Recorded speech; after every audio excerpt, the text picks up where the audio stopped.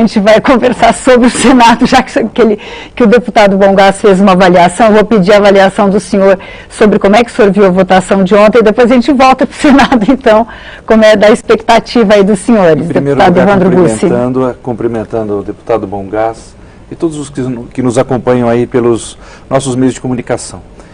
Me assusta muito essa ideia de que houve um golpe, de que houve uma ruptura, porque se ela acontecesse, ela teria acontecido com a participação do Partido dos Trabalhadores. O Partido dos Trabalhadores, a base do governo, enviou seus membros para a comissão especial, que lá debateram e que lá votaram.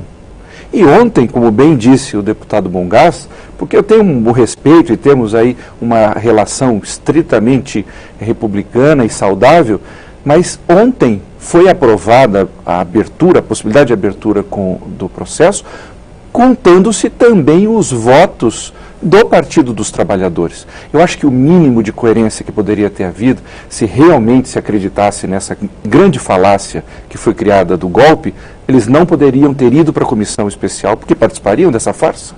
Não poderiam ontem ter registrado seus votos, deveriam ter abandonado o plenário e deixar, por exemplo. Então, isso é uma prova cabal de que, de modo algum, houve golpe ou qualquer coisa. O que houve, de fato, foi uma manifestação. O segundo ponto importante é que a Constituição traz duas espécies diferentes.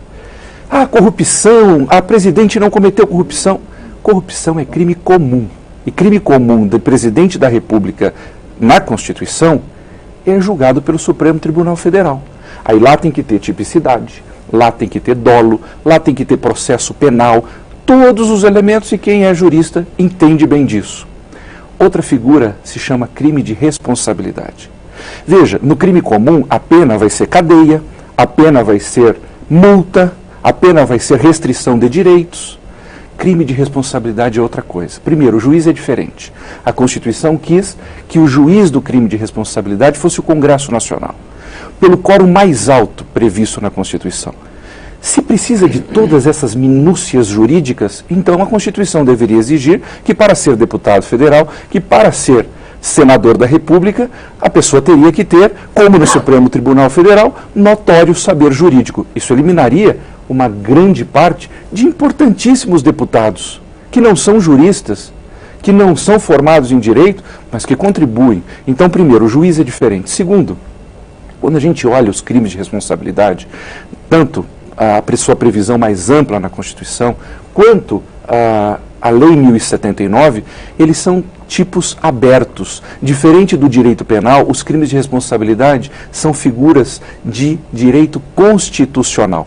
E aí não há dúvida, as pedaladas fiscais, ou seja, o empréstimo, as operações de crédito em relação aos bancos públicos, elas são vedadas pela Constituição.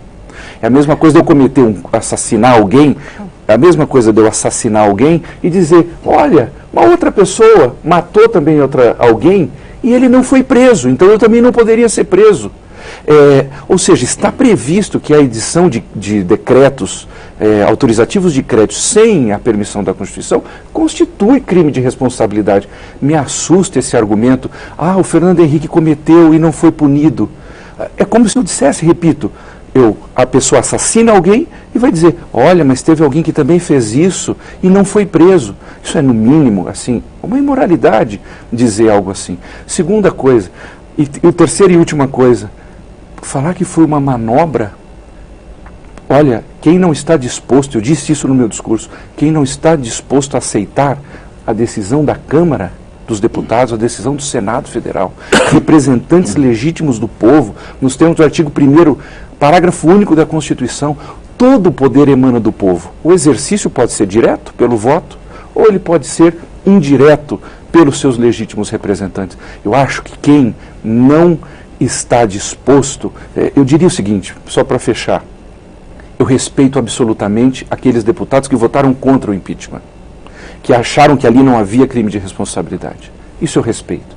Agora, sinceramente, quem não está disposto a aceitar a decisão soberana do Parlamento brasileiro não deveria estar nele.